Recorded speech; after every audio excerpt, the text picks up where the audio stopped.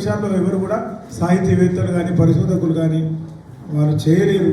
నిజంగా ఒక ఏనుగును చిన్న స్టూల్ మీద నిలబెట్టినంత పరిస్థితి.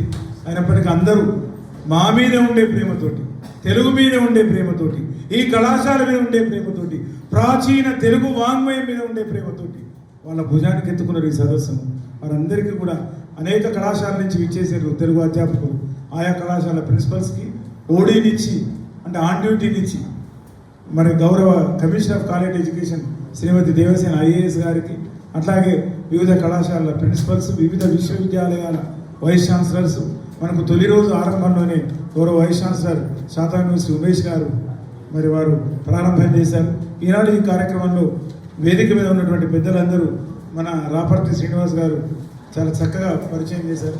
వేదిక ముందు భాగంలో కూడా చాలామంది పెద్దలు ఉన్నారు, నిన్న కూడా ఉన్నారు, ఈరోజు కూడా వాళ్ళు నిరంతరం సాహిత్యమే ఊపిరిగా, అక్షరమే శ్వాసగా, ధ్యాసగా మన త్రివేణి గారే దాదాపు 13-14 పుస్తకాలు ఇచ్చినారు. ఇంకా అచ్చులో ఉన్నాయి.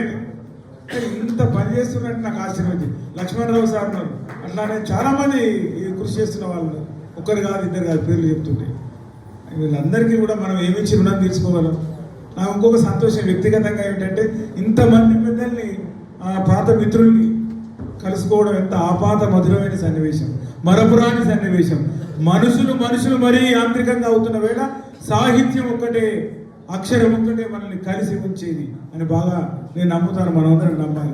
అట్లాంటి ఐకమత్యాన్ని, మానవ సంబంధాల్ని ఈ వేదిక ద్వారా మనం పునరుద్ధరిస్తున్నామని ఒక గొప్ప సందేశాన్ని మనం సమాజానికి అందిస్తున్నాం. తెలుగు పట్ల మమకారం పెంచుకుంటే మానవ సంబంధాలు ఎప్పటికీ నిలిచి ఉంటాయి. మరి తెలుగు